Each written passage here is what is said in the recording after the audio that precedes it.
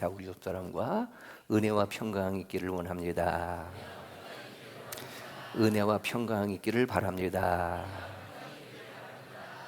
특별히 오늘 말씀에 은혜 받읍시다. 다시 특별히 오늘 말씀에 은혜 받읍시다.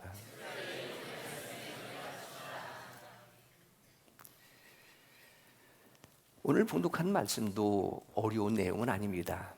어느 정도 신앙생활을 하신 분들은 충분히 이해가 되어지고 깨달아지는 그런 말씀인데, 여러 차례 말씀드렸던 것처럼 알기는 아는데 이해는 되는데 더 어려운 것은 이 말씀을 지켜 사는 것이 참 힘들고 어렵다. 우리가 예배를 드리고 말씀을 듣는 이유는 어떤 지식적인 것, 감성적인 것, 목사가 어떻게 설교하나 보자 하는 어떤 그런 개념이 아니라 말씀을 듣고 지켜 행하기 위하여. 어떻게 보면 끊임없는 목사의 고민과 갈등입니다. 10년, 20년, 길게는 30년 함께 신앙생활을 하고 말씀을 듣고 나누고 기도하고 사랑하고, 그런데 어제나 오늘이나 영원토록 변함없는 그 모습은 무엇일까 하는 생각이에요. 한 20, 30년 동안 같이 신앙생활을 하다 보니까 어떻게 보면 목사와 친밀한 관계도 유지되어지고, 또 가깝게 지내다 보니까 여러분 허물이 있습니다. 실수가 있습니다. 그러다 보니까 어떻게 보게 되어지면 별것 아닌 것처럼 이렇게 느껴지면서 말씀의 은혜도 안 되고 신앙생활에 은혜도 안 되는 그런 모습들이 충분히 있을 것이다. 그래서 선배 목사님들은요, 절대로 교인들하고 같이 목욕탕 가지 말고, 교인들하고 절대로 같이 화장실 가지 말고. 왜냐하면 예배 드리게 해줄 때에 그것만 생각한다는 거예요. 우리 어렸을 때 선생님은 화장실도 안 가는 줄 알았어요? 근데 화장실에서 선생님 보니까 선생님도 우리와 똑같이 화장실 간다? 이것 때문에 얼마나 상처가 된 적이 있었는지, 이런 부분들이에요. 지난 7월 6일 목요일이었습니다. 작년 2월부터 11월까지 성인 남녀 9,182명을 면접 조사를 해서 한국갤럽이 한국인의 종교 생활과 의식 구조라고 하는 것을 데이터를 내서 발표한 그런 내용들입니다. 어떻게 보면 종교적인 특수한 분야이기 때문에 공영방송에서는, 심지어는 공영신문에는 혹 보도가 되지 않았을지는 모르지만 그 내용이 엄청난 부담이고 참담하기도 하고 심지어는 비애를 느끼기도 하고 막중한 중압감도 있고 책임감도 느끼면서 오늘 이 말씀을 함께 이러한 부담을 가지고 말씀을 듣고 신앙생활을 했으면 좋겠다 하는 생각입니다. 물론 동일한 본문, 동일한 내용으로 매 주일이면 1부 때도 설교를 하고 2부 때도 설교를 하고, 그런데 약간씩의 차이를 스스로 느끼게 되어집니다. 1부 때의 말씀을 전하는 내용은 같지만은 전달 방법이라든지 혹시 내용들이, 근데 오늘은 1부 때의 그 무거웠던 마음이 지금도 그렇게 되어지는 거예요. 지금 이 시대를 한국인 종교 생활과 의식 구조라고 하는 그런 연구 발표를 통해서 이렇게 진단합니다. 탈종교의 시대. 여러분 옛날에 군대를 간다든지 혹은 어떤 취직을 하게 될 때에 자기 이력서에 종교란이라는 것이 있습니다. 특별히 군인의 장교들이 되어지고, 그렇게 되어지면 어떤 종교든지 하나를 선택하게 하는 그런 시대였었어요. 그런데 지금은 종교인은, 여기서 종교인이라고 말하기 될 때는 기독교를 포함을 해서 불교, 유교, 천주교, 심지어는 무속적인 종교를 다 포함한 그 종교인이 우리나라는 36.6%. 그러니까 나머지 63.4%는 아무 종교가 없다는 거예요.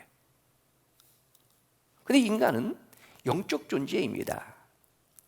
믿든 안 믿든 하나님의 형상대로 짐을 받은 만물의 영장, 영적 존재이기 때문에 세상에 아무리 많은 물질을 소유하고 아무리 좋은 삶을 살아도 절대로 그것 가지고 만족할 수 없는 것이 이게 인간이에요. 근데 이것을 느끼지 못하는 이유, 하나님을 찾지 않는 이유, 전적 부패와 타락입니다.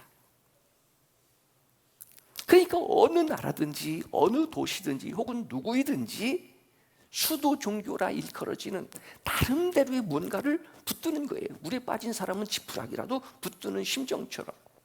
그런데 종교가 없다, 무종교라. 사실은 무종교라고 하는 그 자체도 또 종교예요. 주먹을 믿든지 돈을 믿든지 자기의 스펙을 믿든지 머리를 믿든지 부모를 믿든지 뭐 권력을 믿든지 뭐든지 믿는 자체인데도 불구하고 어쨌든 의존으로 자기가 모시고, 오늘 우리로 말하면 예배를 드리는 그런 종교적인 것들이 전혀 없는 무종교인이 63%. 그런데 이렇게 우리나라의 종교인이 감소되어지는 원인이 무엇일까? 두 가지로 진단하는데, 첫째는요, 종교에 대한 불신과 실망 28.1%, 무관심 39.7%. 자, 작년에 2월 달부터 11월 달까지 한 9,182명을 상대로 면접 조사를 했었기 때문에 코로나라고 하는 시대라는 것도 이해가 되어집니다. 이것을 거치면서 교회 출석률은 소위 말하는 가나안 성도라, 거꾸로 말하면 안 나가 성도를 가나안 성도 29.3%. 그러니까 크리스찬 중에 옛날에 예수를 믿고 교회를 다녔던 사람들 중에 3사람은, 10명 중 3사람은 교회를 안 나간다는 말입니다. 물론 그들은 개인적으로 나는 예수를 믿는다라고 말할 수는 있어도 이유가 무엇일까? 첫째는 얽매이기 싫다, 31.4%. 물론 사회적 거리라고 하는 그런 독특한 용어가 있었던 코로나 시대이기 때문에 혹 그럴 수도 있다 하지만 어쨌든 소속되어지는 것이 싫은 거예요. 자꾸 전화 오고 찾아오고 신방 오고 이것이 간섭하는 것으로도 느껴지니까 싫다. 여러분, 우리가 신방하게 되어지면 너무 찾아오니까 자주 찾아오고 연락 와서 부담스럽습니다 하는 얘기를 듣는 것처럼 18%는 코로나 때문이라, 이게 명분이잖아요. 그리고 또 한 가지는 15.8%예요. 목회자에 대한 불신 때문이라. 자, 18%라고 하게 되니까 뭐 10명 중에 2명으로 생각해 보는 거예요. 그러면 이것이 데이터 분석이기는 하지만 우리 교회도 확률적으로는 마찬가지일 것이라. 10명 중에 2사람은 목사를 믿을 수 없는 거예요. 목사가 싫어서 믿지 못해서 교회를 안 나오는 사람이에요. 어떻게 보면 우리 교회도 지금 코로나19 이후에 100여 명 정도가 되어졌다면 그 확률이 충분히 이해가 된다 하는 그런 생각입니다. 또 한 가지는 교인들에 대한 배타적이고 이기적인 것에 대한 실망. 자기도 교회 다니면서 교인들이 너무나도 이기적이다, 자기들끼리만 논다, 배타적이다, 이런 평가가 발표가 되어졌습니다. 자, 코로나 시대를 겪었어요. 예수 믿는 그리스도인으로서, 성도로서 개신교가 코로나에 대한 태도, 즉 잘 대처했다라고 하는 것은 30.7%, 그냥 보통이다, 31.3%. 교회를 다니면서도 여러분 그렇잖아요. 왜 사회적 거리 두기로 해서 예배를 드리지 말라고 하는데 왜 예배 드리느냐 하는 문제들이 있었고요. 19명만 모여라, 또 그 교회의 공간에 30%만 모여라. 그런데 우리는 19명 모이라고 하게 될 때 조금씩 더 나온 적도 사실은 있었잖아요. 이런 부분들에 대해서 잘못 대처했다라고 하는 것이 33%. 예수 믿는 사람들을 말하는 거예요. 그런데 믿지 않는 무종교인들이 코로나 시대에 교회가 코로나에 잘못 대처했다라고 하는 것이 65.6%, 그냥 보통이다, 18.9%. 그래도 교회가 코로나에 대하여 잘 대처했다라고 생각하는 것은 2.9%. 이런 결과에 대하여 제가 참 마음이 참담하다, 비애도 느끼고 막중한 책임감도 있다라는 이유 중에 이런 분석의 마지막에 결과 혹은 평가가 그렇습니다. 호감도예요. 호감도. 그래도 옛날에는 불교, 천주교, 심지어는 뭐 천주교, 불교 이런 순서는 조금씩 바뀌어졌어도 그래도 기독교가 세 번째였었어요. 지금 이 평가가 되어지는데 호감도입니다. 불교가 1위로 올라갔어요. 32.9%. 왜냐하면 사회적 거리를 두기로 하고 또 사람을 만나는 것이 두려우니까 산속에 들어가고 명상하고 템플 스테이 하게 되어지면서 자연을 찾았던 그런 영향도 혹 있을 것이다. 어쨌든 1위가 32.9%로 불교, 천주교가 29.9%로 2위. 그래도 코로나19 그 이전에는요 1, 2, 3위 하게 될 때에 그래도 3위가 기독교였지만은 혹 개신교였지만은 그래도 두 자리 숫자는 됐었습니다. 두 자리 숫자. 그런데 두 자리 숫자가 안 돼요. 몇 퍼센트냐? 부끄럽고 상처받고 자존심 상해서 말할 수가 없습니다. 대신 전혀 생각지도 않았던 유교. 여러분, 유교는 종교가 아닙니다. 사실은요, 윤리입니다. 그리고 우리가 유교 종교 속에서의 문화로 이렇게 이해하기 때문에 유교가 3위가 되어졌어요. 3위인 유교가 11.1%. 그 유교만도 못한 기독교가 두 자리 숫자도 아니고 한 자리 숫자의 호감도. 이런 발표를 듣고 많이 마음이 아프기도 하고 상처도 되고 비참하기도 하고 참담하기도 하고 비애도 느끼고, 그래도 기도하면서 역설적으로 이렇게 생각하는 거예요. 왜냐하면 복음은 항상 역설적 의미를 가지고 있으니까 낮아지고 죽고 희생하는 것이, 먼저 섬기는 것이 높아지는 것이고 죽어야 사는 것이라는 역설적인 복음의 성격이 있으니까 세상 사람들이 그래도 교회는 교회였으면 좋겠다. 우리는 이렇게 살지만 예수 믿는 사람만큼은 좀 다르게 살았으면 좋겠다. 신앙적인 용어로 좀 거룩하게 살았으면 좋겠다. 정직하게 살았으면 좋겠다. 희생하고 양보하고 관용을 베풀면서 이렇게 좀 살았으면 좋겠다라고 믿지 않는 사람들도 그래도 교회는 달라야 하고 예수 믿는 사람은 달라야 되는데 라는 기대가 있었는데 전혀 그런 기대가 상상이었던 거예요. 더 욕심이 많고 더 질서도 안 지키고 더 데모하고 더 사기치고, 세상 사람들이 아직도 교회에 대한 기대를 가지고 아직도 이렇게 해서 평가를 매기다 보니까 호감도적인 측면에서는 이렇게 낮아지는구나 생각을 하면서, 그러면 잘해야 되겠다, 잘 믿어야 되겠다, 잘 살아야 되겠다. 다시 말하면 오늘 말씀의 주제이기도 합니다. 목사는 목사여야 하고 장로는 장로여야 하고, 조금 더 넓은 측면에서 성도는 성도답게.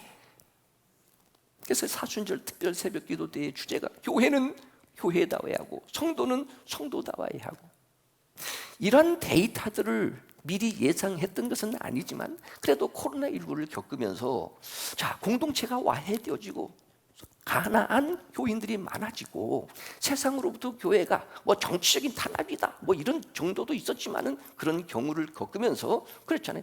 나는 그래도 거룩한 하나님의 자녀입니다. 우리 선언하고 공개적으로 살아가자. 동시에 그래도 영광교회에 소속되어진 성도라면 나는 자랑스러운 영광교회 공동체, 조금 더 욕심을 부려서 이 교회에 여러분들의 희망이에요. 정말로 고마운 생각이에요. 이 코로나19 때에 그럼에도 불구하고 교회에 나올 수 없으니까 계좌로라도 헌금해가면서 지켜왔던 고마운 사람들, 여러분은 정말로 이 교회의 희망입니다. 우리가 모여서 예배를 드리고 은혜 받고 훈련 받고 준비하고, 이제는 세상에 교회가 없다면 어떻게 될까? 바꿔 말하면 교회는요 세상을 위해 존재하는 거예요. 세상이 우리를 위해서 존재하는 것이 아니라, 그러니까 세상을 위하여 존재해야 하는 이 교회가 왜 니들만을 위해서 존재하는 것처럼 우리에게 이런 아픔과 상처와 실망을 주느냐? 그러니까 나 교회 싫어 하니까 호감도가 유교만도 못하고 돛 닦는 불교만도 못하고, 중세시대에 부패하고 타락했던 캐톨릭에서 로만 캐톨릭이 되어진 로만 캐톨릭만도 못한 이유가 바로 그런 깔라지지 않겠느냐 하는 거예요. 이런 마음을 가지고 오늘 봉독한 말씀이 우리에게 좀 도전도 되고, 처음에 서론에 말씀드렸던 것처럼 물론 예배 드리는 게 중요합니다. 교회 다니는 거 중요해요. 자, 코로나19 때 말씀드렸습니다. 누가 죽었어요. 장례식장에 갔어요. 가다 보니까 거기에 십자가 그려놓고 집사 아무개 교회 사원들끼리 상상하고 서로 얘기하는 거예요. 저 사람 교회 다녔었어? 저 사람 교회 다녔었어? 나 전혀 몰랐는데. 물론 코로나19 때에 양성이 되어지면 제일 먼저 묻는 것이 교회 갔었느냐라고 물었던 건 사실이에요. 그러니까 이거 뭐 교회 갔다고 할 수도 없고 안 갔다고도 할 수 없고 또 양성은 걸려지고, 그러니까 누가 묻지 않으니까 나는 교회 다닌다고 혹 말하지 않았을 수는 있어도 전혀 그렇지 않다. 초가집이든지 시골이든지 어디서든지 어떤 건물이라도 십자가가 높이 달렸다면 그것은 뭐 하는 곳입니다. 하나님의 구원받은 성도들이 모여 예배를 드리는 성전, 교회, 이렇게 되어지는 거예요. 그래서 신앙이라고 하는 것은요, 공개적인 거예요. 누가 묻지 아니해도 나는 예수 믿는 사람입니다. 나는 크리스찬입니다. 나는 목사입니다. 나는 집사입니다. 이렇게 공개적인 것이 있을 때에 뭐 하는 거예요? 예방도 되어지고요. 또 내가 말을 해놨기 때문에 말한 대로 살아야지, 이런 자기를 추스리는 자기의 절제, 이런 부분들도 있게 되어지고요. 오늘 본문은 가장 복음적인 삶을 살았던 바울의 가치관입니다. 바울, 고린도전서 11장 1절, 내가 그리스도를 본받는 자 된 것 같이 너희는 나를 본받는 자 되라. 권력자인 아그리빠 왕 앞에서도 재판받으면서도 죄인으로 고소이 되어진 그들에게 내가 이렇게 작고에 차인 것 이외에 당신도 나와 같이 되기를 원합니다. 아그리빠 왕이 거기서 신약성경에 3번 기록되어진 그리스도인이라고 하는 말처럼 네가 나를 그리스도인 되게 하려는구나. 얼마나 많은 사람들을 만나면서 살아왔어요. 교제도 나누고 사랑도 나누고. 근데 전혀 예수 믿는 것 같지 않은 거예요. 주일날 교회 가는 것만 다른 뿐이지 말하고 행동하고 세상생활, 사회생활, 직장생활 아무런 차이가 없으니까 구태여 교회 다닐 필요 뭐가 있겠는가. 어떤 영향도 없고 감동도 없게 되어지는 거예요. 바울, 물론 선교사입니다. 성경 기록자입니다. 신학자입니다. 이방인의 사도입니다. 그러나 교회를 개척한 설립자이기도 하지만 또 목회자였던 이 바울의 심정, 이런 성도들이 되었으면 좋겠다. 오늘 말씀의 제목처럼 복음에 합당하게 좀 살아가는 성도들이 되었으면 좋겠다. 그러면 말씀이 성령의 감동으로 기록되어진 말씀이라면 누구의 바람이에요? 하나님의 바람. 줄여서 예수 믿는 사람은 예수 믿는 사람답게 살았으면 좋겠다. 왜? 복음이니까. 복음. 이제 복음이라고 하는 이 단어는 세상에서도 조금 사용은 되어지지만 어떻게 보면 기독교 전문 용어가 되어졌습니다. 복음이라고 하는 단어적 측면에서는 유앙겔리온, 기쁜 소식, 좋은 소식. 그런데 이 유앙겔리오제라는 이 원어는요, 유앙겔로스라고 하는 단어에서 전달되어진 것인데, 유앙겔로스라고 하는 것은 기쁜 소식, 전쟁에서 승리의 소식을 전해주는 자, 그런 뜻을 말하는 겁니다. 신앙적 측면에서 혹은 종교적 측면에서는요, 신탁, 신으로부터 받은 그 말씀을 전해주는 자. 근데 무슨 말씀이에요? 승리의 말씀, 기쁨의 소식을 전해주는 자. 이게 유앙겔로스라고 하는 단어에서 설명되어지는 유앙겔리온, 영어로는 굿뉴스, 기쁜 소식인데, 그 소식을 받은 자들은, 유앙겔리온이라고 하는 복음을 받은 자들은, 신탁에 의해서 전달되어진 메시지를 받은 자들은 그 말씀을 붙들고 오늘 우리로 말하면 제사를 드리고 예배를 드리면서 그렇게 말씀하신 신에게 대한 감사, 그리고 반드시 우리에게 약속하셨던 그 선물을 지키도록 하나님 앞에 서원하며 드려지는 희생의 제물, 여기까지가 이게 이제 유앙겔리온이라고 하는 단어가 포함되어진 내용입니다. 자, 먼저는 이런 측면에서 신탁에 의해서 오늘 우리에게 전해진 복음이 무엇일까? 기독교의 복음 유한겔리온이라고 하는 과연 그 뉴스는 무엇일까? 성경을 통해서 다시 요약을 해보면 같은 유기적인 의미를 가지고 있지만은 그래도 조금 구분을 하게 되어진다면 세 가지. 이것이 우리에게 복음이다, 기쁜 소식이다, 유한겔리온, 하나님께서 우리에게 약속하신 선물이다. 첫째는요, 성경 창세기에서부터 요한계시록까지 1189장을 요약해서 딱 한 구절로 설명하게 되어진다면 여러분 아시는 것처럼 요한복음 3장 16절입니다. 어렸을 때부터 교회를 다녔고 신앙생활을 조금 했다면 듣고 외우고 노래로도 부르고 시작. 하나님의 세상을 이처럼 사랑하사 독생자를 주셨으니 이는 그를 믿는 자마다 멸망하지 않고 무엇을요? 영생을, 영원히 산다는 말입니다. 근데 이 영생은요, 오늘 우리의 생명을 말하는 것이 아니라 하나님의 생명이 영생이에요. 이것을 가리켜 영어 원어에서는 조에라고 말합니다. 예수님이 하나님의 생명을 가진 조에이시기 때문에 죽어서도 뭐 하시는 거예요? 그분은 다시 살아나시는 거예요. 그런데 놀라운 것은 믿으면, 예수를 믿으면 죽어도 다시 산다는, 영원히 산다는 이 약속이 오늘 우리에게는 복음입니다. 여러분, 단순히 정직하고 부지런하고 성실하고 교제하고 재미있게 이렇게 하기 위해서 교회 다닌다? 그건 2차적인 문제예요. 어떻게 보면 더 절에 천주교 가면 뭐 한잔 하기도 하고 끝나고 나서 신부님하고 원샷 하기도 하고 이런 즐거운 쾌락적인 건 더 많을 수가 있어요.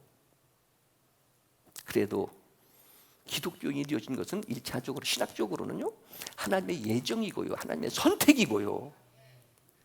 예수 믿는 이유는 무엇이 있기 때문입니다. 영생이 있기 때문입니다. 요한복음 12장에 요한복음은요, 예수님은 하나님의 아들이라고 하는 것이 주제예요. 하나님의 아들이시니까 물로 포도주도 만드시고요, 병든 자도 고치시고요, 심지어는 죽은 자도 살리시고요, 오병이어의 기적도 일으키시는 것이, 왜? 그분은 하나님이시니까. 이게 요한복음의 주제인데, 요한복음에서 11장에 보면 마르다, 나사로, 마리아, 어떻게 보면 요즘으로 말하면 소년소녀 가장들입니다. 나사로가 죽었어요. 장례 치렀습니다. 무덤 속에 나흘이 나였기 때문에 냄새도 났을 거예요. 예수님이 나사로를 부르시는 겁니다. 나사로야, 나오너라. 풀고 나오는 거예요. 주님 말씀하십니다. 나는 부활이요 생명이니 나를 믿는 자는 죽어도 살겠고 무릇 살아서 나를 믿는 자는 영원히 죽지 아니하리라. 문제는 이것을 내가 믿느냐.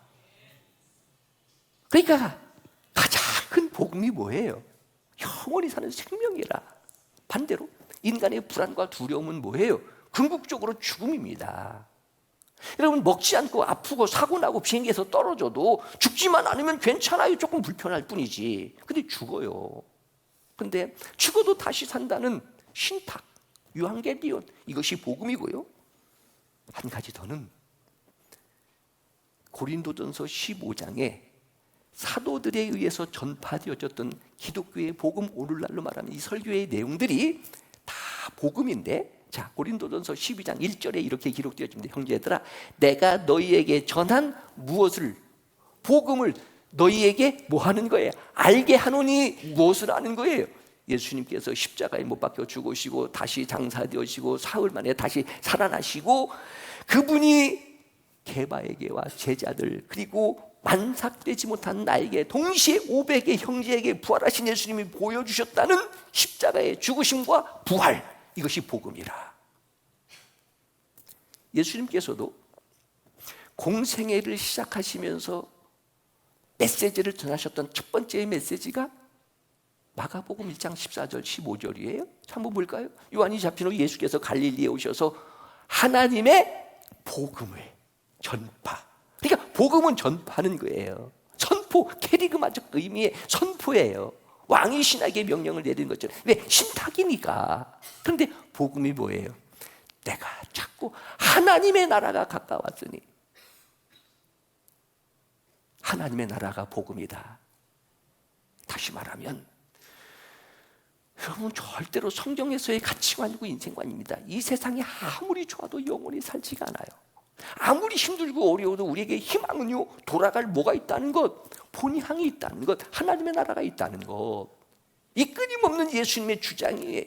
내가 너희를 위하여 처소를 예비하러 가노니 나 있는 곳에 너희도 오게 되어질 것이지만 내가 곧 치료 생명이니 나로 말미암지 않고는 아버지께로 올 자가 없느니라. 예수님 부활하시고 승천하셔서 하나님의 어전 보좌에 지금도, 이게 복음이라.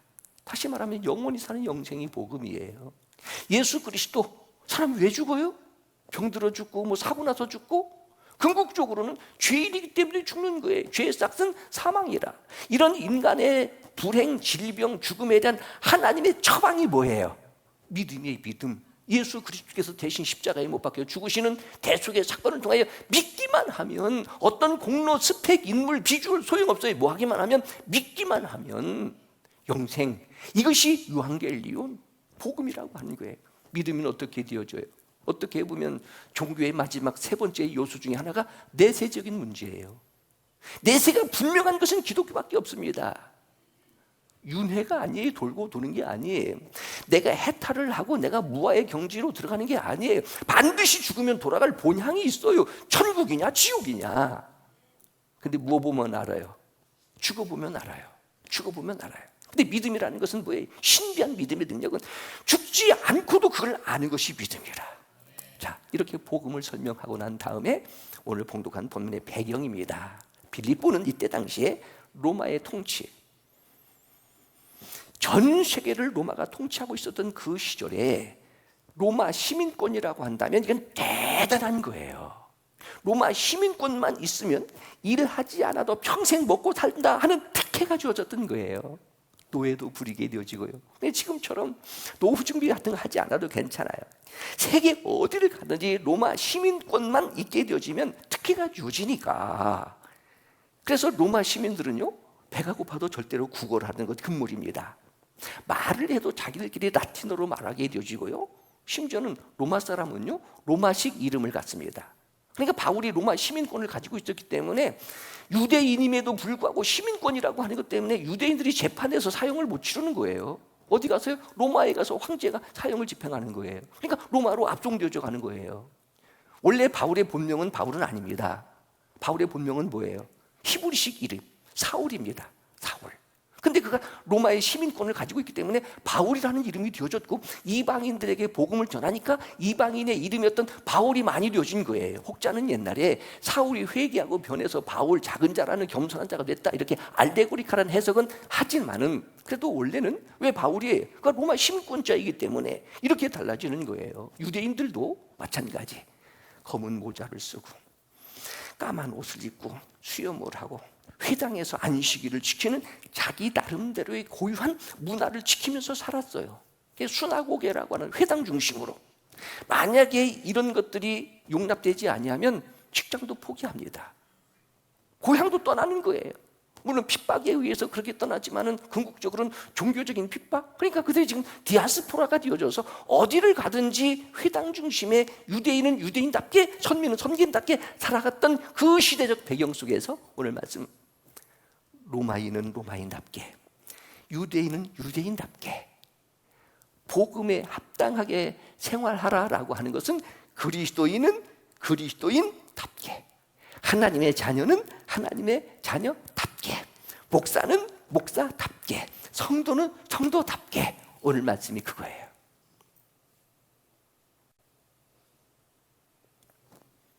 이게 우리의 숙제이고요, 이게 우리의 기도 제목이고요. 어떻게 보면 예수를 처음 믿기 시작하는 것보다는 믿고 난 다음이 더 어려워야 된다. 그래서 말씀드렸지요, 거룩한 부담을 가지고 살아야 된다. 믿음이 없어서 걱정하고 염려하고 몸부림치는 것이 아니라, 내가 이렇게 살면 안 돼, 하나님의 사람인데, 개인적으로 내가 목사인데 좀 진실하고 거룩하게 살기 위한 몸부림이에요. 몸부림. 뭐 되는 대로 그냥 손 딱 놓으면 그냥 편안하다, 그냥 비겁한 거라. 결혼하는 것보다도 더 중요한 건 결혼한 이후의 생활이 중요한 것이고, 취직하는 것보다 더 중요한 건 취직한 이후의 직장 생활이 더 중요하듯이, 물론 신학적으로 결론은 믿음으로 살고 예배드리고 살고 성도답게 산다는 건 사실 아무리 여러분들이 똑똑하고 능력 있고 많이 배웠다고 해도 그것은 불가능한 겁니다.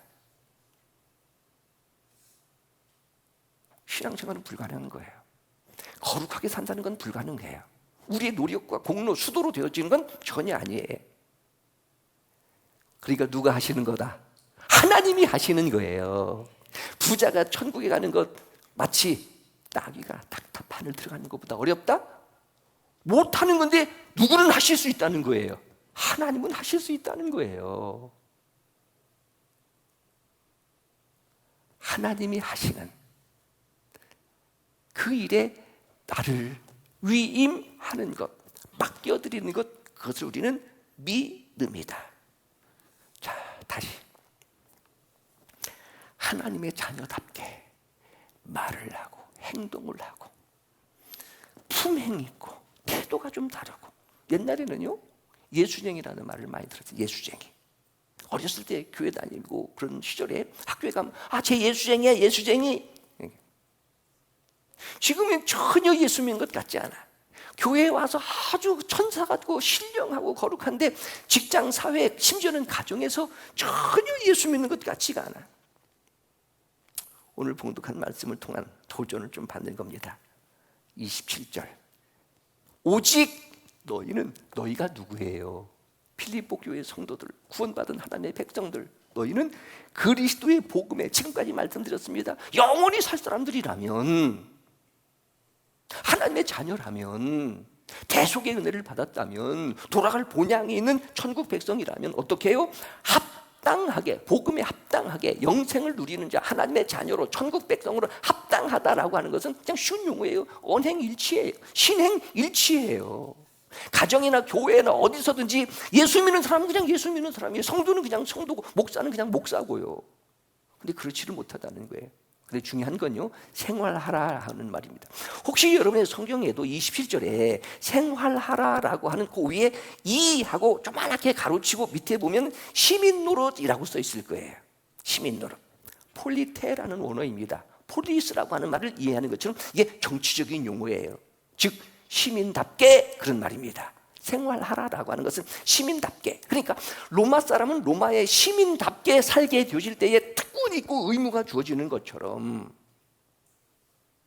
천국 백성의 시민권, 이제 나중에 빌립보서 3장 20절 정도까지 가게 되어지면 우리의 시민권은 어디에 있다고요? 하나님의 나라의 시민권을 가지고 있다.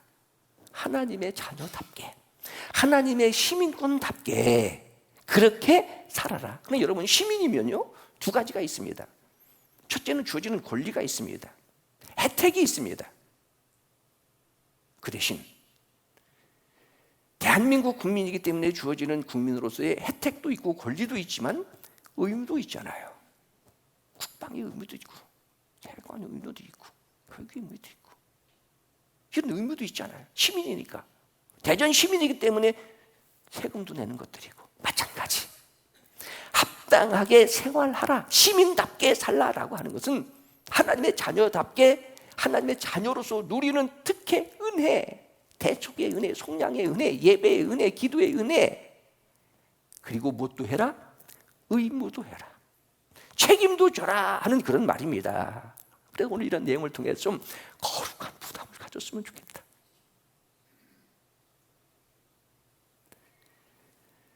구체적으로 오늘 말씀 속에서는 그 시대적 배경 속에 세 가지가 있습니다. 첫째는 복음에 협력해라. 복음의 협력자가 되어라. 한 마음 한 뜻으로 복음의 협력자가 되어라. 어떻게 수많은 사람들이 하나가 될 수 있을까? 세계의 유일한 분단국가. 그러다 보니까 우리나라는요 이념이라고 하는 그런 독특한 국가이다 보니까 남북 교회도 이념이라고 하는 이데올로기의 정치적인 개념이에요. 그러나 사람이 서로 성격이, 나이가, 학벌이 다 달라도 하나가 될 수 있는 이유는 믿음도 하나요, 주도 하나요, 성령도 하나요, 세례도 하나요. 빌립보서 2장 5절 다음 주에 보게 되어지면 예수 그리스도의 마음을 품게 되어지면 우리는 얼마든지 하나가 될 수 있다. 하나가 되는 이유는 뭐 하기 위하여? 협력하기 위하여. 뭘 위하여? 복음을 위하여. 협력. 그런데 이 협력이라고 하는 것은 원어적인 측면에서는 이건 아닙니다. 쉬나들레오라고 하는 이 원어는요, 함께 힘을 합쳐서 싸워라, 대적하라, 그런 말을 가지고 있는 거예요. 그래서 교회가 갖고 있는 성격 중에 하나가 전투적 성격. 우리를 십자가 용사라 그런 말 하잖아요. 복음을 지키고 교회를 지키고 믿음을 지키고 예배를 지키기 위하여 서로 한 마음 한 뜻이 되어 협력한다는 것을 뭐예요? 같이 싸워라. 그러니까 우리는 전우예요, 전우. 이런 의미를 가지고 있는 거예요. 이것이 복음에 합당한 생활을 하는 것이라. 그러니까 제 마음속에 적은 부분이지만은 이 더울 때에 그래도 시원한 물이라도 대접을 하고 교회를 지키기 위하여 희생하고 헌금하고 베풀고 나누면서 주변으로부터 질병으로부터 코로나로부터 교회를 함께 지켜가는 것이 오늘 말씀의 복음에 합당한 생활이다. 이렇게 살자. 한 가지 더는요, 28절입니다. 교회는 항상 대적자들이 있다. 무슨 일이든지. 여러분 요즘으로 말하면 안티가 있잖아요. 디스하잖아요. 시험 들고 상처받고. 왜? 할 줄만 있으면 믿음에서 떠나게 하는 악한 사탄이 여러 가지의 방법들을 통해서 교인들을 공격하게 해줄 때에 겁먹고 도망가고 무서워하지 말고 그들과 함께 뭐하라? 지켜라. 지켜라. 구원을 지켜라. 교회를 지켜라. 믿음을 지켜라. 이것이 뭐예요? 복음에 합당한 생활이라. 한 가지 더는 29절입니다. 우리가 하나님 앞에 구원의 은혜를 받았어요. 구원의 은혜를 받았어요. 하나님께서 우리에게 은혜를 주신 것은 그리스도를 위하여 구원의 은혜, 하나님의 영광을 위한 것이고 동시에 무엇도 받게 하려고요. 고난도 받는 것. 근데 여러분, 고난도 은혜라고 생각하시나요? 조금 힘들고 어려우면 그만두고 떠나면 되고 내 마음대로 안 되니까 관두자. 그러니까 현대의 큰 교회 생활의 적 중에 하나가 뭐냐면 무책임이에요. 무책임. 오늘 분명하게 29절에 그를 하나님이 주신 은혜로 믿을 뿐만 아니라 그를 위하여 고난도 받게 하려 함이라. 우리가 그와 함께 영광을 받기 위하여 고난도 함께 받아야 할 것이니라. 현지의 고난은 장차 받을과 좋게 비교할 수 없도다. 골로새서 1장에도 그리스도께서 우리를 위하여 남겨놓으신 육체의 고난을 채우려고. 그래서 말씀드렸잖아요. 부담이라고 하는 것이 은혜이고 축복이라고. 복음에 합당한 삶에 대한 서론에 대해서 말씀을 드렸고, 오늘 봉독한 본문 속에서 복음에 합당한 생활이라고 하는 것은 서로 협력하고 교회를 지킨다. 대적하는 자들 두려워하지 말자. 왜? 하나님이 계시니까, 하나님의 성전이니까, 나는 하나님의 자녀이니까, 죽어도 천국에 가니까. 세 번째는 뭐예요? 어떤 고난도 희생도 감당하자. 이게 은혜라. 아무에게나 주어지는 것이 아니라 감당할 수 있는 자에게 주시는 이 고난이라면, 은혜라면 감당하자. 오늘 봉독한 말씀입니다. 구체적인 적용과 실천. 그러면 오늘 이 시대에 시대적인 차이가 있어서 바울이 빌립보 교회 성도들에게 오늘 말씀을 통해서 첫 번째, 두 번째, 세 번째를 말씀하셨다면 오늘 시대적인 변화에 따라서 이 시대에 어떠한 말씀? 세 가지를 말씀드리고 싶습니다. 첫째, 인사 잘해라. 여러분 며칠 전에 박규진 목사가 왔어서 군목이에요. 군목으로 대위입니다. 조금 있으면 옥수수 보내줄 거예요. 옥수수 많이 보내라고 해서 주일날 하나씩 주게 해야 되겠다는 생각도 들어요. 상관 보면 인사 잘하고 병사들이 인사하면 인사 잘 받고. 왜냐하면 이게 예의예요. 예의. 이게 친절이고요. 먼저 인사하고 엘리베이터에서 타셔도 안녕하세요. 오늘 좋은 하루 되세요. 교회 안에서도 서로 만나게 되어지면 서로 인사하고. 이게 친절이고 이게 매너고 이게 먼저 이러면서 모아지는 거예요. 가까워지는 것이고 세상 사람들도 여러분 친절하고 매너 있는 사람은 좋은 거 아니에요? 근데 예수 믿지 않는 사람은 저도 지옥 갈 놈들이니까 이렇게 생각해서는 안 됩니다. 불쌍히 여기고 긍휼히 여기면서 인사 잘하자. 직장에서 상사에게 인사 잘하고 자기 부서 아니라고 그냥 아래 우리 렌치부 적은 부배 다른 교회 목사님들한테 인사도 좀 잘하고 뭐 이건 기본적인 부분이니까. 두 번째는요, 복음에 합당하게 생활하라. 역시 저 사람은 예수 믿는 사람이야 라는 인정과 칭찬적인 측면에서 자기에게 주어진 자기의 파트 업무에 대하여는 전문가가 되라. 나 잘 모르겠는데요, 그럼 그 자리에 있을 필요 뭐 있어요? 잘 몰라? 그러면 저기 과장에게 물어봐, 저 대리에게 물어봐, 저 사람에게 물어봐. 척척척척. 알고 보니까 뭐 하는 사람이에요? 예수 믿는 사람이에요. 기도하는 사람이에요. 영광교회 교인이에요. 그리하여 그 회사의 뭔가 이익이 되어야 하고 희망이 되어야 하고 고마운 것이 되어야 되고, 그러면 자기 분야에 대해서는 전문적인 지식이 되어져서 그 회사에 만나는 사람의 축복의 통로가 되게 하라. 무능하지 말고 연구하고 뭐 공부하는 것은 전혀 아니에요. 쉬운 것 같지만은 어려운 내용일 거예요. 마지막 한 가지, 이렇게 실력도 좀 쌓고 사람들에게 칭찬도 좀 들으면서 조금 더 솔선수범하자. 내가 먼저 앞장서지 않을 거예요. 이게 헌신이에요. 이게 헌신. 그래서 이것이 이타적인 삶을 사는 거예요. 제가 일부 때 이렇게 숙제를 냈어요. 곧 초복, 중복, 말복이 돌아오니까 누가 나에게 삼계탕 사주지 않을까? 이거 기다리지 말고, 혹시 꼭 과장이 가면 과장이 다 내야 돼요? 부장이 가면 부장이 다 내야 돼요? 내가 밑에 부장을 그러면은 내가 하나를 되면 둘, 셋이 돌아와요. 만약에 삼계탕 그렇다면 냉면이라도 내가 대접하겠습니다. 조금 내가 예수 믿는 것을 그거 안다면, 혹시 예수 믿는 사람이 있다면 그 자리에서 내가 기도하고 냉면 대접하고, 벌어서 남 주고 일해서 남 주고 공부해서 남 주자. 바로 그런 부분들이에요. 자, 이런 내용들을 신학적으로 요약을 해서 말씀을 드리면, 정말로 예배드리는 여러분들이 너무나도 귀하고 얼굴도 그렇고 품행도 그렇고 단정하고 그래요. 그러면 누구에게 예배를 드리는 거예요? 주께 예배를 드리는 것처럼 직장에서 세상에서 만나는 사람 누구에게 하듯 주께 하듯. 그럼 주께 하듯 하는 우리의 신학적 근거가 뭐예요? 이렇게 예배를 드리는 것처럼 예배적 삶을 사는 거예요. 그곳에서 예배적 삶을 사는 것이라. 그래서 역시 예수 믿는 사람은 칭찬도 받고 다르다. 이 지역에서는 적은 부분이지만 식당에 가서 절대로 반찬 더 달라고 하지 말고, 과일 가게 가지고 개편 가지고 하나 더 달라고 하나 더 달라고 하지 말고, 하나 내가 덜 먹고 이해하고 친절하고 내가 먼저 안녕하세요 인사하고, 오늘 내용의 복음에 합당하게 생활하라라고 하는 것은 성도답게 조금 더 한 수준 높게 생각하게 되어지다면 거룩하게 구별된 삶, 성령의 감동으로 기록되어진 하나님의 말씀이라면 바울의 심정일 뿐만 아니라 하나님의 기대, 우리에 대한 하나님의 바람, 오늘 이 시대에 다른 교회는 그만두고 옆 사람에게 확인, 어느 교회 다니느냐고 물어봐요. 영광교회 교인이라면 이러한 성도들이었으면 좋겠다. 이 연사 호소합시다. 기도하겠습니다. 하나님 아버지,